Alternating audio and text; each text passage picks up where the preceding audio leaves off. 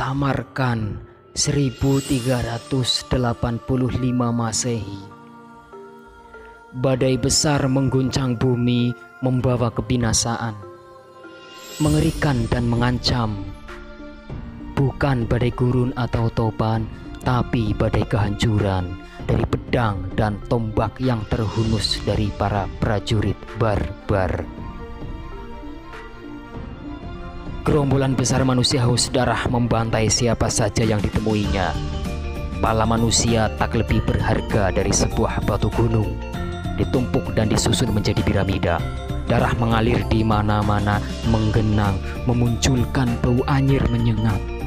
Sementara bangkai-bangkai tanpa kepala bertebaran, menjadi sasaran makanan burung nasar yang berebut dengan lalat kelaparan. Bunuh saja. Itulah kata-kata yang sering terdengar dari sang pemimpin gerombolan, atau lebih tepat disebut sebagai pasukan lantaran jumlahnya yang mencapai puluhan ribu orang. Ya, Timurleng namanya. Orang-orang Arab menyebutnya Timurlan, sementara lidah penduduk Rom lebih fasih dengan sebutan Tamerlan. Dialah sang pemimpin pasukan barbar, sang pemuja kebinasaan itu.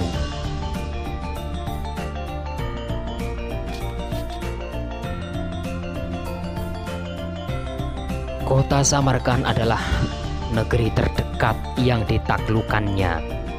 Timurlang yang tidak memiliki jiwa seni dan pendidikan membakar kitab-kitab pengetahuan, menjadikan perpustakaan sebagai kandang kuda, menyulap taman sebagai lapangan, mengganti majelis taklim dengan adu ketangkasan.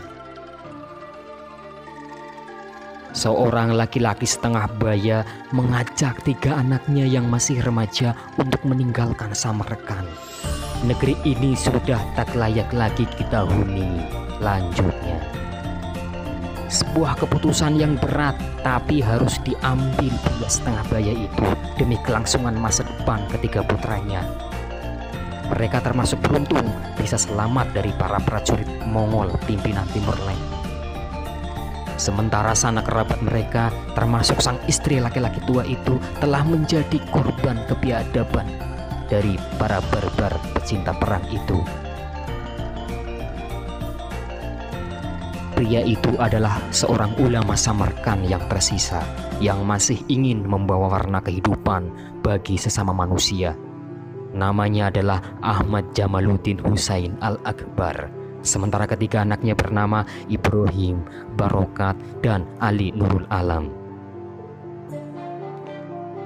Mereka berempat meninggalkan bumi Samarkand di Asia Tengah, bergerak ke arah barat menuju wilayah yang lebih nyaman untuk mencari peruntungan. Ya, Persia, negeri ini rasanya cocok untuk memulai hidup baru. Ini adalah negeri Muslim, meskipun kejayaannya sebagai bagian dari wilayah dinasti Abbasiyah telah pudar, tapi setidaknya negeri ini akan menjadi tempat tinggal yang lebih nyaman daripada Samarkand yang telah rusak luar dalam. Di tanah barunya itu di Persia, Syekh Jamaluddin Husain bertemu dengan ulama yang baik hati yang mau menerima kedatangannya dengan tangan terbuka. Ulama lokal Persia itu telah memiliki nama besar, disegani sebagai tokoh masyarakat yang berwawasan agama luas. Namanya adalah Maulana Malik Ibrahim. 2 tahun berselang, negeri besar ini ikut bergolak.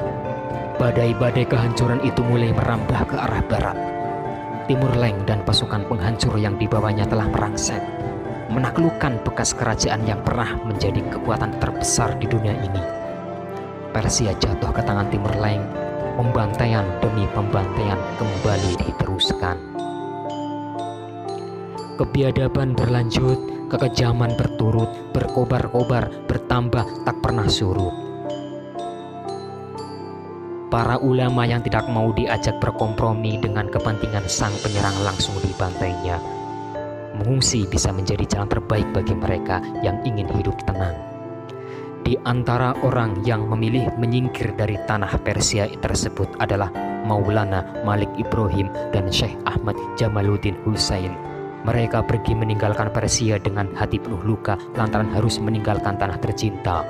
Ikut bersama mereka Syekh Subakir serta Syekh Ali Akbar, dua sahabat Syekh Maulana Malik Ibrahim, dan tentu saja ketiga remaja putra Syekh Jamaluddin, yaitu Ibrahim, Barokat, dan Ali Nurul Alam. Rupanya mereka menuju ke Turki. Turki adalah sebuah negeri Islam yang aman, dipimpin oleh seorang raja yang masih memiliki hati nurani terhadap sesama muslim. Setidaknya penguasa Turki lebih baik daripada Timur Leng sang penjagal itu. Rombongan kecil ini pun bergerak menuju arah barat laut, menyusuri daratan di antara sungai Eufrat dan sungai Tigris nan subur, melewati padang rumput, ladang gandum, dan berseling gunung batu, hingga beberapa bulan kemudian mereka sampai di negeri Turki. Benar adanya, negeri Turki rupanya cukup nyaman untuk ditinggali. Keadaan aman dan damai menyelimuti kerajaan yang didirikan oleh Utsman ini hingga dikenal sebagai Kekhalifahan Utsmaniyah. Memang negeri Turki ini aman di dalamnya, tapi bergejolak di luar. Rupanya Sultan Murad memiliki ambisi besar untuk terus memperluas wilayah kekuasaannya, dan itu ia buktikan dengan menyerang Bizantium, negeri tangga yang beragama Nasrani. Bahkan ambisi memperluas wilayah itu terus berlanjut hingga negeri-negeri Balkan pun menjadi sasarannya, di mana Sultan Murad sendiri meregang nyawa di negeri Eropa Timur tersebut.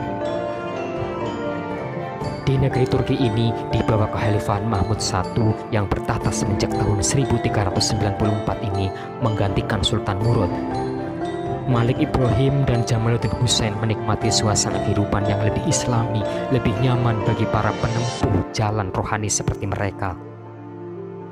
Perhatian Sultan Mahmud I terhadap ulama begitu besar. Rupanya Sultan Turki ini memiliki jiwa beragama yang tinggi, sangat peduli pada kemajuan umat, dan berlebih pada nasib umat yang kian hari kian merosot akhlaknya. Alasan ini pula lah yang menjadi seseorang pemuda dari tanah seberang untuk datang ke Turki. Seorang sufi muda dengan pembawaan tenang, penuh wibawa. Dia berasal dari negeri Maghribi yang masuk dalam bagian wilayah kekuasaan Mesir Mamluk.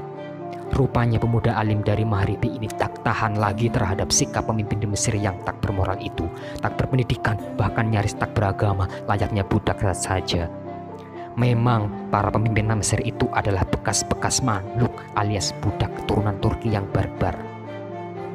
Mereka bisa merebut kekuasaan dari Mesir Fatimiyah dan menjadi Mesir sebagai negeri yang diperintah atas dasar hukum rimba. Siapa kuat dialah yang memimpin, tak peduli siapa dia, tak peduli seberapa pintar atau alimnya dia. Pemuda berjuluk Al-Maghribi itu pun menjadi bagian dari para ulama di Turki, bergabung bersatu dengan ulama-ulama yang lain, termasuk dua orang ulama dari Palestina, Syekh Hasanuddin dan Syekh Aliyuddin. Mereka datang ke Turki dengan alasan yang sama dengan Al-Maghribi, menghindari penguasa barbar Mesir.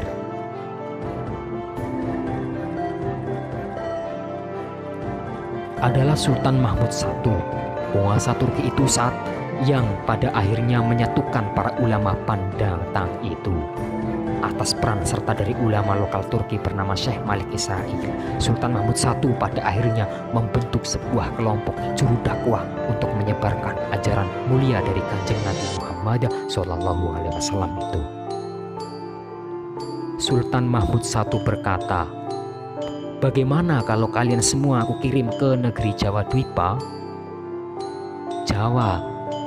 Para ulama itu saling pandang, masih asing dengan nama yang baru saja disampaikan oleh Sultan Mahmud I itu. Ya, Jawa. Menurut para musafir yang pernah berkunjung ke sana, di Jawa ada sebuah kerajaan besar, bahkan hampir sebesar Cina, namanya Majapahit. Hanya sayangnya, raja di Jawa itu masih belum memeluk Islam. Apakah kami akan melakukan penyerangan ke Jawa? Oh, bukan seperti itu. Lagi pula, mana mungkin kita akan melakukan sebuah penaklukan sampai sejauh itu.